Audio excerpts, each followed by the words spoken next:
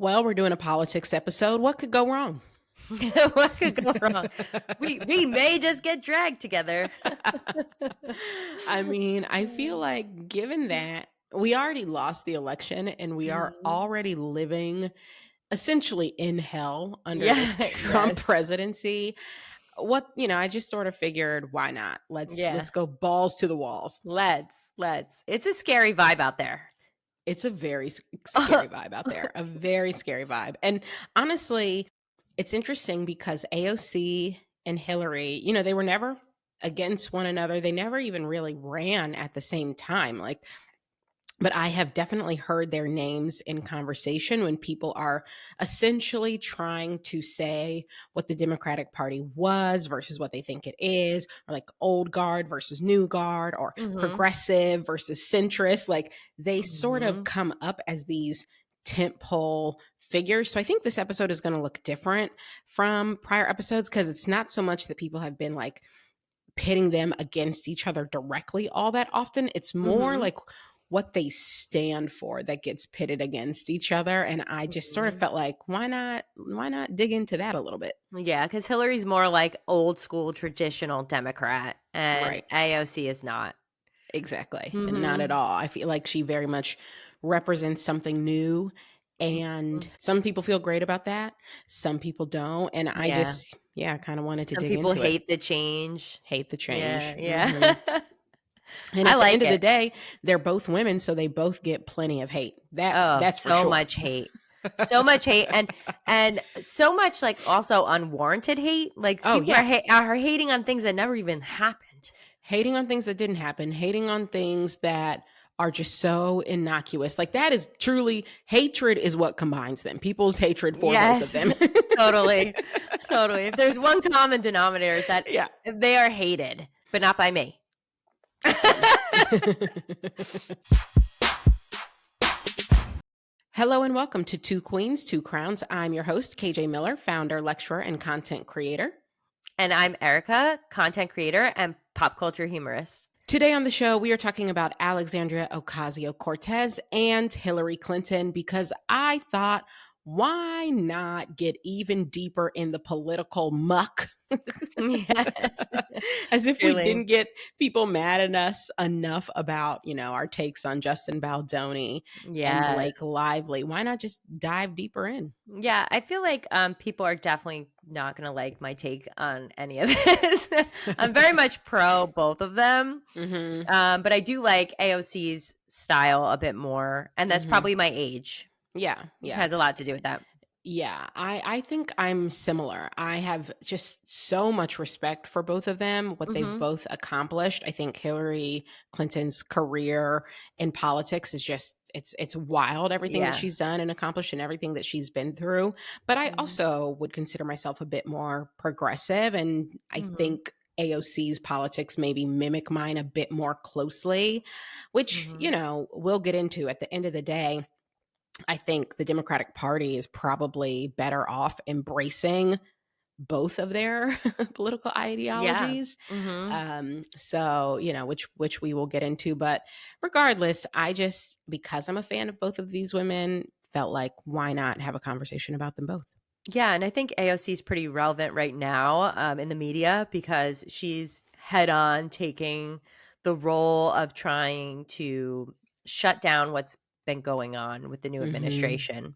Yeah, she's definitely been outspoken, Hmm. and I've been catching her IG lives. I don't usually catch Hmm. them live. I see the repost, but I've been Yeah, yeah. seeing her Hmm. speaking out on IG live frequently, and I think she's also done a lot of work in trying to assuage people's fears and Yeah. say like, look, we have to stay calm, we have to stay measured, like we have to Hmm. stick together, like there is a way forward. And that's not an easy thing to do because I think there's a lot of fear right now. I think people are very, Hmm. very scared. So I For sure. appreciate her for trying to take on that role. Like you said, I think she's very relevant to what's happening in politics right now. Yeah, I think that she is taking a unique approach that the Democratic Party in the past has not taken, which is let me talk to everyone as a whole. Like she's taking questions not just from Democrats, but just everyone who wants to Yeah. join in on the conversation, which I think in the past we really haven't done. That's such a good point. I think that's so smart because, yeah, I have seen her even poll like right Mhm. after. I think this was in between the time Trump won the election, but before he was inaugurated. I feel like I saw in Mhm. one of her lives, she basically was like, I want to know from people who voted for Trump at the top of the ballot, but then like Democrats, lower ballot, like Yeah. down ballot, because apparently a lot of people did that. A lot She's of like, people in her district voted for yeah, Trump and her. yeah, she's like, so Mhm. I want to know like why, what was going through your mind, and she Mhm. was sort of reading people's responses and responding to them. But like you said, I like that approach. I know it's off putting to some. Some people Mhm. feel like we shouldn't be talking to anybody who voted for Trump, and Mhm. I Yeah. personally, I don't want to talk to any of them personally myself, Yeah. but I'm not a politician, and she is, and Right. so if she's going to help figure out a path forward for Democrats, then she does have to understand like what is For going through people's sure. minds. Why would they vote for this Yeah. man? And so I do like I echo your sentiment. I like her Yeah. approach there. And although I can't put myself in their shoes at all, like not even a little bit, it is nice that she's trying to bring a little perspective to what these people are thinking. Because I think as a whole, we're very divided right now, and that could help facilitate us coming together, which Hmm. eventually we are going to have to do. Yeah, I agree. It's a very interesting approach. So we'll get into all of that and Mhm. more right after this. If you have not yet subscribed to the bonus episodes of Two Queens, Two Crowns, let me just let you know you are missing out. Our last episode, we gave our very real, very honest, somewhat spicy takes on the narrative going on with Justin Baldoni and Blake Lively. We have done bonus episodes where we're counting down our favorite things in pop culture moments of 2024. We've done all sorts of bonus episodes. And if you're not subscribed, you're missing out. So if you want to get all of the content from me and Erica, head to patreon.com/ two queens, two crowns, or you can also subscribe within Apple Podcasts. All right, with that, let's get back to the show. So, I'm sure you have seen all of these articles talking about how the Democratic Party is in disarray. We're such a mess. We don't know what we're doing. There's no guidance. Have you seen all of Yes. these articles? And Yes. and the thing is, a part of me wonders, like, are we in utter disarray, or are people just saying that? You know Yeah. what I mean? Like, are Yeah. we? It's like it's hard for me to get a sense. Obviously, we did lose. We lost in a big way. We lost the Yeah. presidency. We lost the House. We lost the Senate. Hmm. That's a lot of loss. Yeah. So, of course, there's going to be licking our wounds. There's going to be some sadness. There's going to be some depression. But, like, does that equal disarray? I feel like thinking about that is what brought me to want to do this episode, because I don't know if I'm Hmm. being gaslit or if we are Yeah. actually I in think there's complete a disarray. we might be a little bit in disarray because I do feel like there's a push and a pull going on in the Democratic Party right now from the older, more established Democrats in our group and the younger, more progressive, newer ones in our Hmm. group. And the older ones don't want to let go of power. And I Hmm. think there are some of them that just really do need to take a seat. Hmm. And I think that's having people kind of take a step back and be like, is this my party? Yeah. And they're losing people with that. They need Yeah. to retire. That's a controversial take. Yeah. Well, so you know what? But it's a good place to start, because to your Mhm, point on old guard, new guard. So Hillary Clinton was born in 1947 in Chicago. So she's almost 80 years old, mhm, right? And she ran for president in 2016. And had she been successful and run for 2 terms, she would have just now been leaving office mhm, at almost 80 years old. mhm, So, yes, a big part of the political establishment and the Democratic political establishment is mhm. older. That is definitely true. But I will say, just as it relates to Hillary Clinton, one thing I just don't know that I realized this. Maybe I knew it, but I hadn't thought about it. I didn't realize that Hillary has always been political.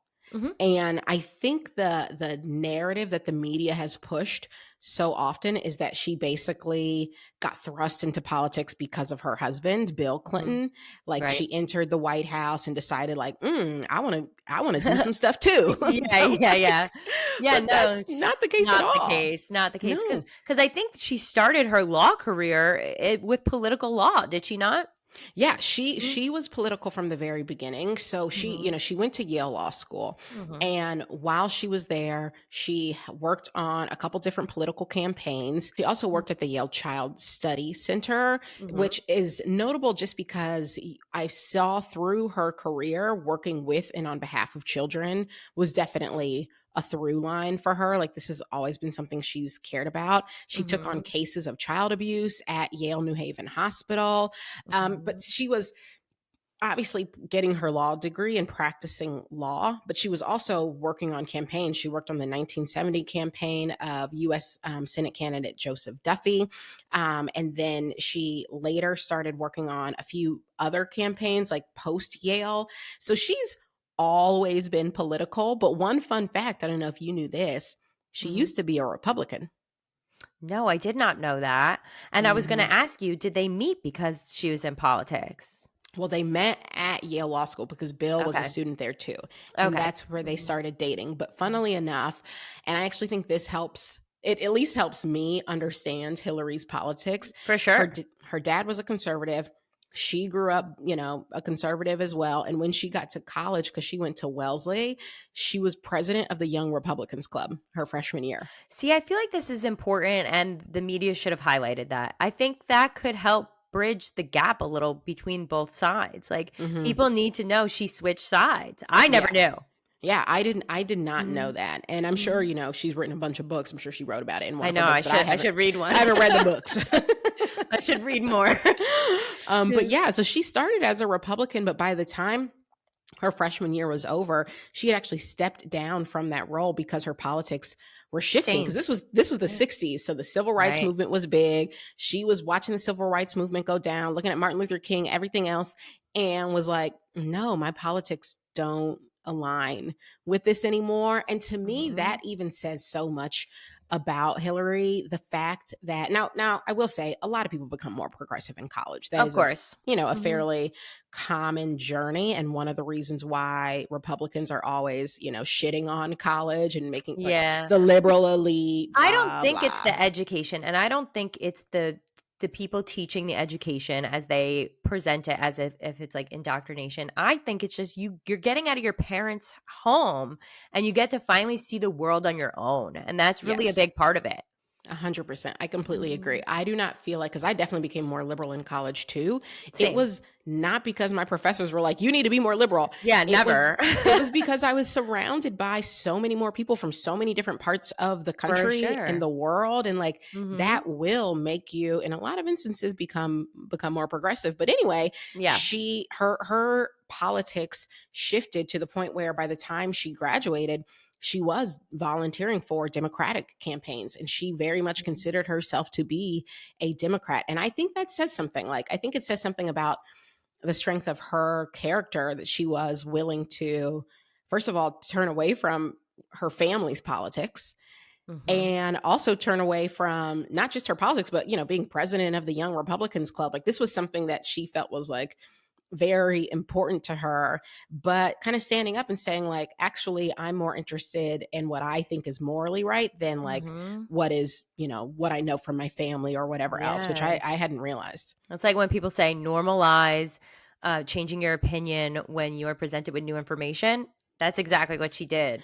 That's exactly Yeah. right. And I have a lot of a Me lot of too. respect for her with that. So she's involved in politics in college. She's still involved in politics in Yale. Then we fast forward, she and Bill, they finally get married, because this is another fun fact that I didn't know. Mhm. He proposed to her multiple times and she said no multiple times.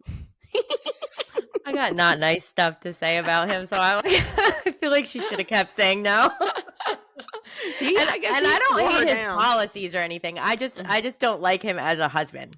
I mean, yeah, You know? there's a lot to dislike there. Yeah, yeah. But Yes. I just had never heard that. But yeah, she said no to him many times. And when she finally said yes, she didn't take his name. So she didn't I start did going by hear that. Hillary Yeah. Clinton until like he got more involved in politics. But when they first got married, she was like, I'm Hillary Rodham.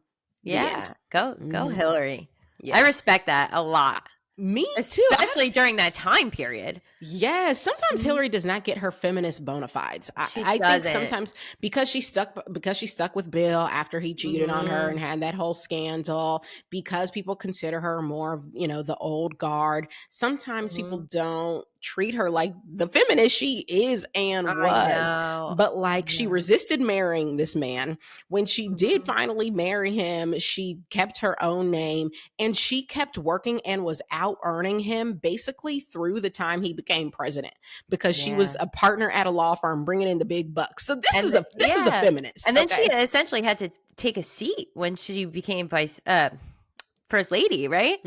Yeah, and well, I hate that for her. I hate that for her. This actually starts to get to some of the difference between her and AOC. People wanted her to take a seat, but she really was not willing to. She did have to step away from her law firm, but she was like, okay, if I'm not going to be working at my law firm, I'm still going to get work done. And so she went to work in the White House and started working on healthcare reform, and that was the thing that pissed people off so bad, because they were like, what are you even doing here? You are first lady. Go plant a garden. Yeah, that's what they wanted her to do. They wanted her to plant a garden. Totally. Decorate for Christmas, bitch. Yes, which is why I think the narrative I had in my mind was that, she really didn't become political until she got to the White House. But no, she had been involved in politics and in advocating for children and women for that's when they started attacking her. That's when they started attacking her. Yeah. Exactly. So her kind of like mainstream foray in terms of when the public really became conscious of her, it was first in Arkansas when she was first lady, because Bill Clinton was governor in Arkansas. And then also when she became first lady of the United States. And so everyone sort of was thinking of her as a wife first, but that is not how she ever thought about herself. And that to me, kind of like, I feel like that sort of clicked something in my brain when I think about her story, her trajectory, her politics, the fact that when she came onto the scene politically, as we all sort of like came to know who she knew who she was politically, but we didn't. So we were all thinking about her as a wife, but she's thinking about herself as an advocate, as a lawyer, a partner at that in a law firm, as a feminist, as an advocate for children's rights. She's coming in as this fully formed person with opinions, but everyone's treating her like the wife who needs to sit down. And I think if that is your entrance into politics, that is going to shape how you move within politics. Yeah, I do always wonder what her trajectory in politics would have been if she wasn't with Bill. Because I feel like the Republican Party attacked her because she was with him. And I feel like it would have not really have happened if they weren't married. You know what? That's such I also really wonder. And in some ways, if we look at AOC, the way she came in, I wonder if her ascent in the Democratic Party, if Hillary's could have maybe looked a little bit closer to AOC's, again, like you said, if she had not been anchored by Bill. Because if you look at how AOC came onto the scene, and just like a couple biographical facts about her. So she was born in 1989, which I didn't think I realized. I guess, did I know I was older than AOC? I don't know if I knew that. Did you know you were older than her? I knew we were close in age, but I like to think that she's older than me. Yeah. For my own self-esteem. Yeah, for my own self-esteem, I was thinking, or maybe we were the same age. Right. She's younger than me. That's fine. Yes. But okay, so she's Taylor Swift birthday. Yeah, she was born in 1989. She's from the Bronx. Both of her parents are Puerto Rican. Her dad is was a second generation Puerto Rican. Her mom was born in Puerto Rico. And she went to Boston University, where she graduated cum laude So she's Yeah, very, very very smart. smart, but very much middle class upbringing, like working. I actually might call it more like working class upbringing versus Hillary Clinton, who was very much upper middle class, like grew up in the suburbs, got into Wellesley, all of that. Yeah. That was not AOC. She lived in the Bronx, more of a working class background, graduated from BU, but shortly after her dad died in 2008, went back home and was helping with her family and ended up taking a bartending job to help with her family. Yeah, So this is where I get radicalized because yeah, I get infuriated when people call her a waitress. Oh, how is this waitress in politics? She's got college degrees. yeah, she's Yeah. got a college degree, and she interned in Ted Kennedy's office. Like after graduating from college, she was very much involved. She was a community organizer for several years, so she's always been involved in politics as well. Okay. But she also was a bartender. Like she Yeah. also was in a service Well, job, the and same so people that are upset over her being a bartender are the same people that are like, let's have a reality star run our country. exactly. Like, what? And people like to make fun of her for that, but in my mind, I just think it makes her an even stronger candidate I love her because more. she understands the working class. She understands what it means to hold down like a 9 to 5, a basic job, hostile customers. Working in customer service will radicalize anybody. It really will. I worked a long time in retail, and it really will. Yeah. I personally worked at McDonald's, and nice. Unlike You and Trump. Unlike Trump, who pretended to work at McDonald's, I actually worked at McDonald's. So they didn't shut the McDonald's down so that you could just do a photo op? Yeah, exactly.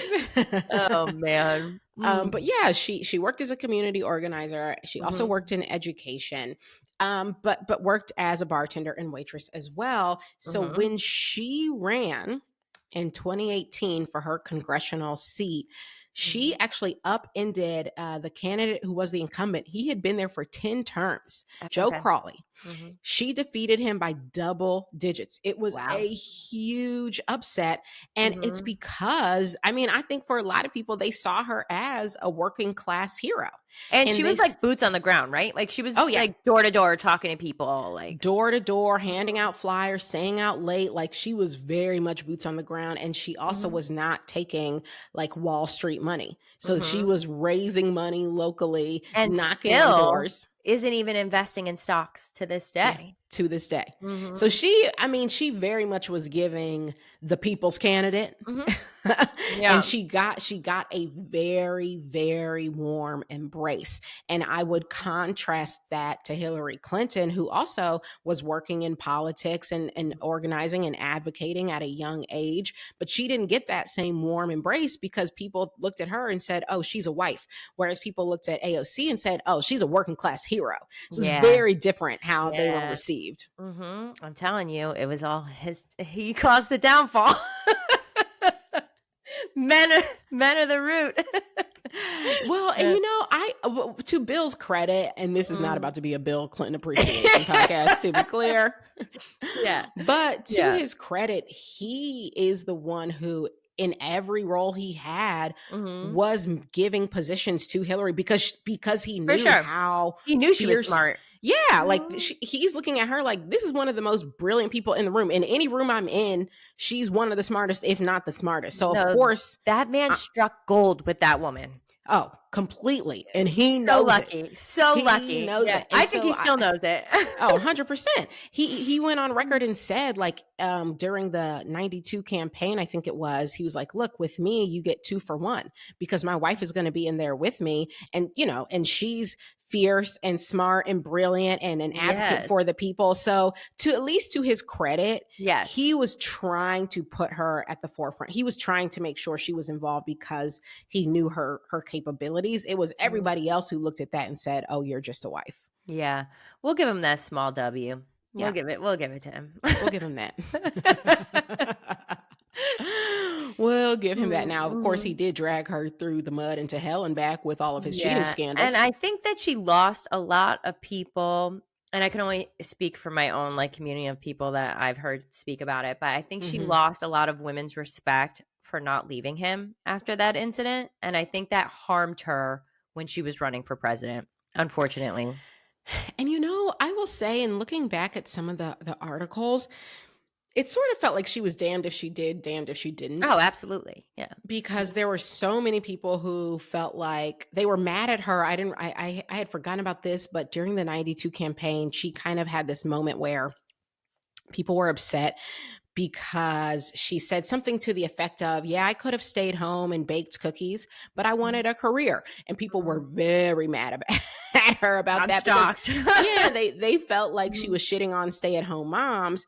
And in a little bit, I mean, the tone, the words, a little bit she was, but I think she was more trying to say, like, look, that wasn't my choice. My choice was to have a career. So people hated on her for that. Basically, they felt like, oh, you are trying to downplay the role of stay-at-home moms and whatever. Okay, yeah. But then when she decides, okay, but I'm going to stay with my husband even after all of these scandals and everything else, then people are mad at her for that. Why would you stay with a man who does this? And it's like, well, what do you want? Do you want me to be the woman who stays at home or not? Yeah. No, I agree. It's definitely a double-edged sword.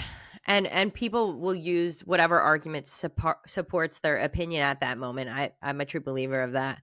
Oh, absolutely. Absolutely. And I think her entire political career, I think, is plagued by this idea that she's just a wife. She's supposed to just be a wife. She's supposed to be a faithful wife, or she's being too faithful of a wife. But like everything is sort of measured relative to her husband.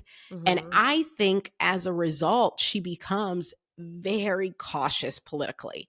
And this is, of course, the thing that like has plagued her throughout her political career. People are like, they don't know where she stands, or, they don't know how progressive are you? How left are you? You voted for the Iraq war, but now you're saying Iraq was a mistake. You've spoken against, the Green New Deal. You said you're for fracking. Now you're against fracking. So I think like she became super cautious, but you can sort of understand why when she's stepping on landmines, no matter what she says or does politically. Yeah. And I think that aspect of it is why Trump and that crowd, when she was running against him, really tore her to shreds, because they used that as a lot of ammo when they were speaking about her. Oh, look, she doesn't even know what she stands for. Absolutely. And I contrast that to AOC. I feel like AOC, she came out the gate incredibly progressive, talking about the Green New Deal, talking about free public education, higher education for all, canceling student loans. Like, she came out the gate just like very progressive. Which I would say still plagues her, because now they're like, look at her, she's a socialist. Yeah.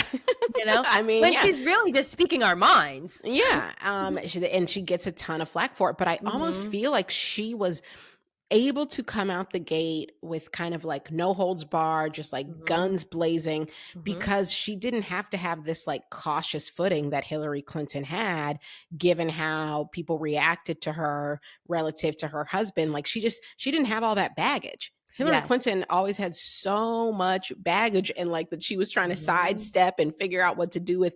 And AOC never had any of that. And AOC is married, right? No, she is in a relationship. Okay, and it's quiet. That's why I don't even know if she's married or not. Her relationship's so quiet, which I feel like really helps, because again, I think Hillary was plagued with some of this bill stuff. Yeah. And according to people.com, I actually just looked, she's engaged, but they've been engaged since 2022. Okay. See, I thought they were engaged. That's why I thought they were married already, because they've been engaged for a while. Yeah. And maybe they are secretly married and we just don't know, because she ain't going to tell us, and I don't blame her. Yeah. If she is currently married, we don't know about it, but apparently as of this People article that came out later last year, she's still just engaged. Okay. And I don't even know who. Did it even say who? Yeah. What is this man's name? Riley Roberts. Okay. What does he do? Now we're going off on a whole tangent. I don't know anything about this man. I gotta look him up. After this. Yeah. I don't know anything about this man, but anyway, as we don't need to, though. I think that's kind of the point, right? That's kind of the point. We don't need to. She really doesn't bring him up very often. And he's irrelevant. it's not a big part of her story, and so Mhm. therefore it has not become like baggage for her. And Mhm. so I think that has allowed her to come out guns blazing. That, and Mhm. also obviously being from New York, which is a very liberal state, Right. I think she was just able to be like, I'm going to come out and just say exactly how I feel, exactly what I want to say. And the fact that she won her very first time at bat, like when Mhm. she went after this congressional seat, obviously that puts a lot of wind at your back. So she Mhm. just has had such a different entrance and such a different time in the Democratic Party than Hillary Mhm. Clinton has. I think that something is to be said about how she consistently wins every time and in very Hmm. large numbers. And they're always accusing her of never going to win again, never going to win again. She's never going to win again. And Right. her people show out for her every single time, which means they know she's doing good things for their community. Otherwise, they Yeah. wouldn't keep voting for her. Yeah, yeah, she just won her fourth reelection. Hmm. So she, it's a very different, I would say, story and entrance into politics than Hillary. And I think their Hmm. politics as a result kind of reflect that. Like not only Hmm. has Hillary been cautious, but she has been more centrist. I think she's always For tried sure. to do a bit more reaching across the aisle. She's always Hmm. tried to do a bit more appeasing Wall Street because she's always had big Wall Street donors, right? So Hmm. she's trying to appease big Wall Street institutions and banks, but she's also trying to appease her constituents when she was senator in New York. Like she's always trying to reach across the aisle and get it done. I think she Hmm. worked closely with Giuliani while Giuliani was Hmm. mayor. I think she's done that and she's had to do that because she's always sort of been on this like uneven footing Hmm. and just moving about cautiously within politics because again Hmm. she knows anything can cause a landmine and for people to turn on her and to hate her. Hmm. And AOC just has never had to move quite that cautiously, which is why I think she has been able to like staunchly be for Medicare for all and tuition free Hmm. public college and Green Yeah. New Deal and all these progressive ideals. Yeah, and I think people go after AOC for some things, but I think that there's been a lot of like disinformation campaigns against Hillary Clinton that have been a lot more intense than what they do with AOC. And I Hmm. think that's because Hillary ran for president against a vile Yeah. person. And I think that they really amped that up and made it seem like she was there for the money in her pocket and not for the people. And Hmm. that was very polarizing. Yeah. But you know what I will say? Yes, I agree. Hillary, I think, faced much more scrutiny. They both have faced a ton of hate and a ton For of sure. critique and a ton of Hmm. criticism. Hillary's has been much more heightened because she did run for president. Hmm. I think AOC probably is going to run for president at some point. If not president, then certainly Senate. Like I hope she's so. she's going to run Uh, for higher office. mm, And I think when she does, we are going to see a lot of the same tactics used mhm. against Hillary, used against AOC. Yeah, They'll find a way. I 100% agree. I'll be very interested to see how well it works because she did have a large number of people that voted for Trump and her at the same time. So I do think she has a unique ability to kind of reach over to the other side, whereas Hillary just did not. It was too many years of hate, I guess, or too many Hmm. years of the disinformation that really stacked up against her. I think AOC has a little bit better of a chance, but I mean, only time will tell. Yeah, it's Mhm. well, so that brings me to their politics as of today and the Democratic Party today because Mhm. really the reason I again wanted to have this conversation and do this episode is because everyone is so quick to say that the Democratic Party is in such disarray. Right? We're a mess. We can't figure Mhm. anything out. And if that's true, and I'm not sure that I'm convinced that it is, Mhm. but if it is true, then it seems to me our only hope for, picking ourselves up, brushing ourselves off, and like winning in the future is to bring as many parts of the different factions of the Democratic Party together as possible. And I feel like AOC and Hillary kind of represent two different factions, but two big factions, right? Like, Mhm. I feel like in Hillary, you've got the boomer generation, you've got Mhm. the pull yourself up by your bootstraps generation, the Mhm. whatever, and part of the establishment. And in AOC, you've got the millennials. She's also starting in some ways to kind of be representative for Gen Z, be a voice for Gen Z, who's saying like, out with the old, get rid of all these old people. Like we, like, this is what we deserve. This is what we want. And I just feel like it's not going to get to be an either or.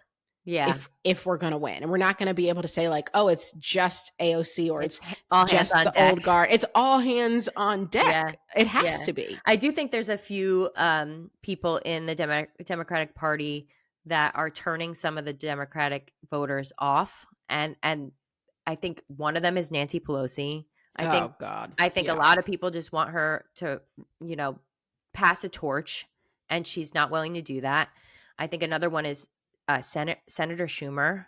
I think a lot of people want him to pass the torch. I think once we see some of those more established people that are playing it a little bit too safe, whereas we all want them to fight for our rights, right? And everybody's like, why are you playing it so safe? I think those play it safe characters might have to take a seat before we could go forward. See, and I think there's definitely a part of me, particularly with Nancy Pelosi. I didn't like how she moved at all in 2024. Same. And I in the past have been a defender of her, and I did not like how she moved in 2024. Yeah, no, I did not at all. And so there's definitely a part of me that agrees we need to move on in some ways.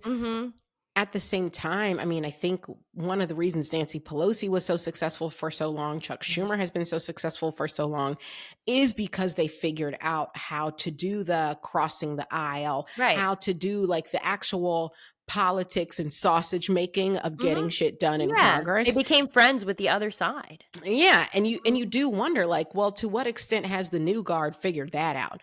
Or to what extent do they need to? And I don't know the answer to that. Like, I really don't. Maybe we could say out with the old and with the new. We don't have to do any of that trying to make friends bullshit. Like, we just need to take the whole thing over. Maybe that would work. But given that it's never worked before. Right. Yeah. No, you need a little bit of both. You really do.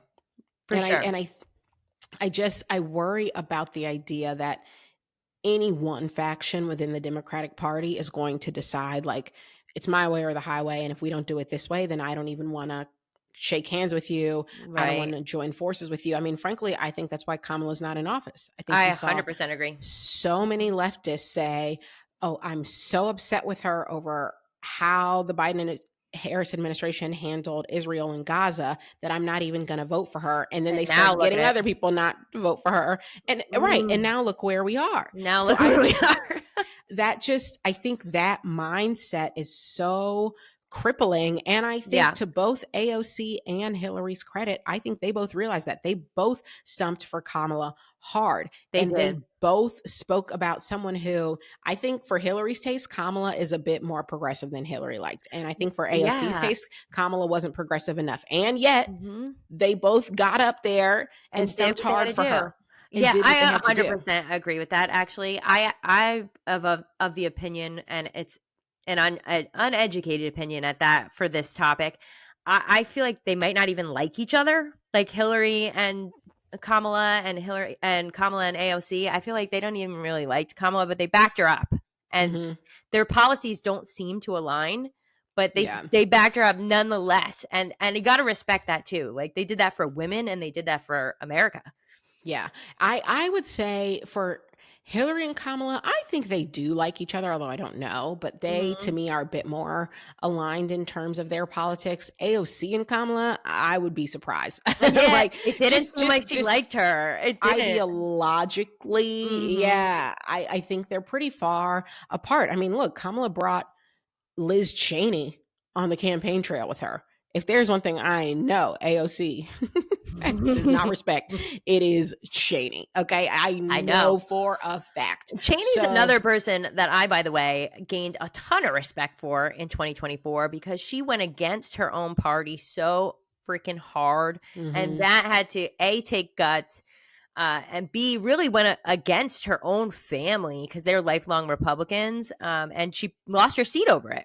And I think that, like, again, this is why I say I feel like Kamala and Hillary are maybe a little bit closer, because Hillary did a similar thing when she brought Bloomberg out to endorse her Right. during 2016, right? So I feel like they are sort of the mindset, I will build as many bridges as I can in order to get where I'm trying to go. And I think sometimes you see the progressive left not being willing to build bridges. They feel like there's no bridge that I'm willing to build to you And if you don't support this. think sometimes people see that as fakeness, like on Hillary's side, right? Like, oh, AOC won't risk being fake ever, and Hillary will play it fake if she needs to get where she's going. And I don't know. Sometimes you do have to do that.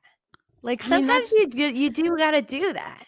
It does seem like that's kind of politics. And even AOC, I didn't realize this, but I saw an article, I think it was in Politico, basically saying that in recent years, she has replaced some of her staff, some of her more like radical left staff, with more traditional Democrats.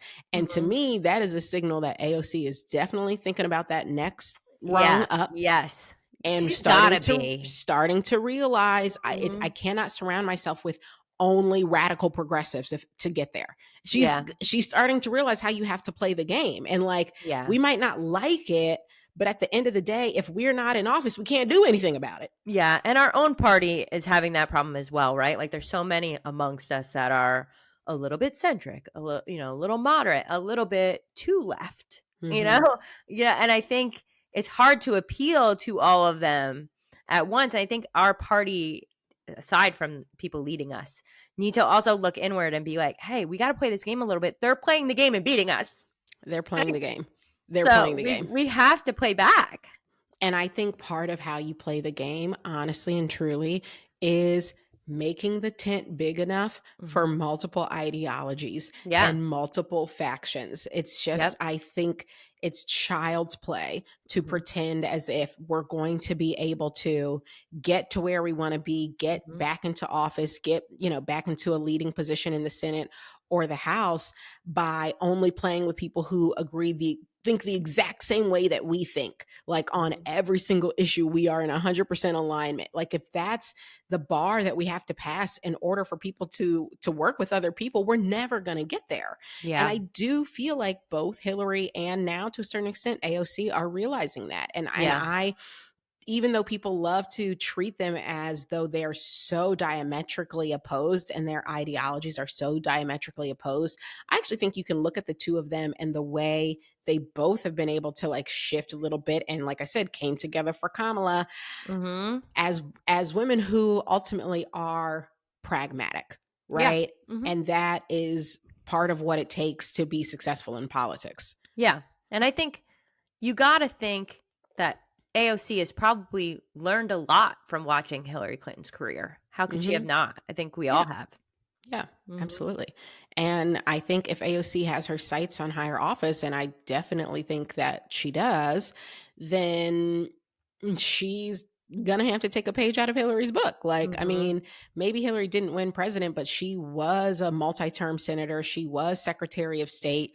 She played a big role in shaping American politics in the 2000s. If that's what Alexandria Ocasio-Cortez wants to do, she's gonna have to take a few pages from Clinton's book.